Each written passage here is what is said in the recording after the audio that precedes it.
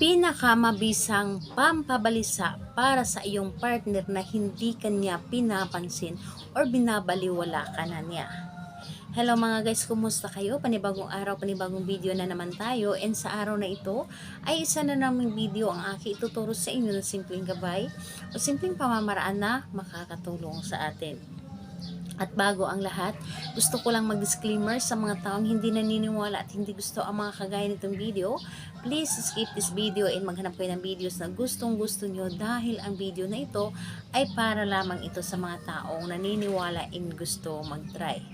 Sa lahat po ng mga nagko-comment dito sa aking video, dito sa loob ng aking channel, mag-ingat sa lahat mga nagre-reply sa inyo na dinadala kayo sa kanilang WhatsApp in imo upang makaiwas po tayo sa scam.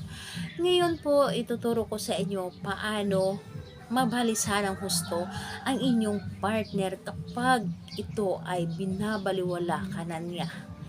So, meron tayong pamamaraan paano siya mabalisa. Yung tipong kahit anong gawin niya, nababalisa talaga siya, hindi siya makakatulog.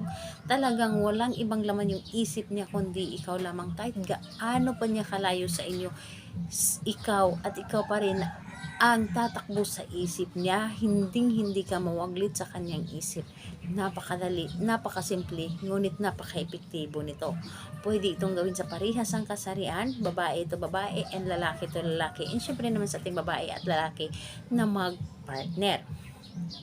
And dito po is kailangan natin ng ating gagamitin. So, kailangan mo lamang dito maghanda ng larawan niya. Dapat yung larawan niya talaga kahit yung sa ID size lamang, basta ito ay kanyang larawan. Yes po. Basta kanyang larawan, kahit ID size lang, pwede yung printed. Basta mukha niya po ang nakalagay. Kahit ikaw na po ang mapaprint ng kanyang larawan, kahit kumuha ka sa kanyang social media account na larawan niya, tapos ipa-photocopy mo po ito. And kailangan natin dito ng karayom or pin.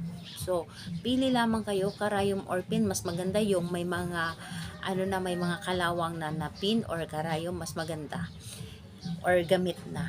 So, ayun, yun lamang ang dapat nating ihanda. And kapag ready na yung dapat nating gamitin sa paggawa ng isang ritual, kailangan na i-claim mo lang din sa iyong sarili na gustong-gusto mo itong gawin. I-claim mo sa iyong sarili na ito ay para sa inyo, at i-claim mo sa iyong sarili na dapat naniniwala ka talaga at hindi ka nagdududa sa ritual na inyong gagawin. And kapag handa ka na, pwede mo na itong umpisahan. So ngayon, kapag handa ka na, ang gagawin mo lamang dito dapat ay napakadali lamang. Halimbawa, ito, yung hawak ko ay isang larawan. Ito ay isang larawan. And ang gagawin po ninyo, kausapin nyo lamang ang kanyang larawan. Kausapin ninyo ang kanyang larawan. Kausapin ninyo siya, halimbawa na lamang kung ano man yung pangalan niya, pangalan at apelyado niya, sambitin po ninyo at sabihin po ninyo na mababalisa ka. Sa ngayon, ako ay iyong binabaliwala. Hindi mo ako pinapansin. Ngunit kapag ginawa ko ito sa iyo, hindi ako mawaglit sa iyong isip. Kahit anong gagawin mo, ako lamang ang nilalaman ng iyong isip. Ako lamang ang inyong iisipin. Mababaliw sa ka, hindi ka makakatulog sa kakaisip sa akin. At ang gagawin po ninyo, pagkatapos mo sabihin lahat sabihin ninyo, ang importante lamang ito ay good intention at mararamdaman talaga niya. So, ang gagawin po ninyo, pagkatapos ninyong kausapin ang kanyang larawan habang nakatitig ka, yung sa may noo banda, sa may noo, itusok nyo po ang pin or ang karayom. Itusok nyo po ng paganyan. Tusukin nyo po ang kanyang noo para walang ibang laman ng kanyang isip kundi ikaw lamang, at talaga namang mag-iisip at isipin kanya. So, yun po ang inyong gagawin. And pagkatapos mong tusukin yung kanyang larawan, sabihin po ninyo, simula ngayon, wala kang ibang iisipin, wala kang ibang hahanapin, kundi ako lamang. And pagkatapos, yung larawan niya na inyong ginamit sa pagritual, ilagay po ninyo sa ilalim ng inyong unan at higaan niyo po ito. Sa mga baguhan, normal lamang na hindi kayo makakatulog kapag ito ay inyong ginawa na para bang kayo ang nababalisa. Normal lang po yon dahil mga baguhan pa lamang kayo. Pero kapag kayo ay nasanay sa paggawa ng isang ritual, baliwala na ito sa inyo. And huwag na huwag ninyong iisipin palagi ang inyong mga ginagawa para mas mabilis itong mapagana. So, kailan nga ba ito gawin?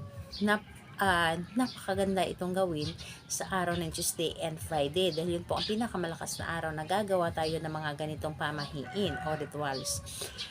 Pero kung hindi ka makapaghintay ng araw ng Tuesday and Friday, kung nakikita po ninyo na may sinag ang buwan sa gabi, gawin po ninyo ito sa gabi ng kahit anong araw basta may sinag ang buwan. Pero gabi po ninyo itong gawin.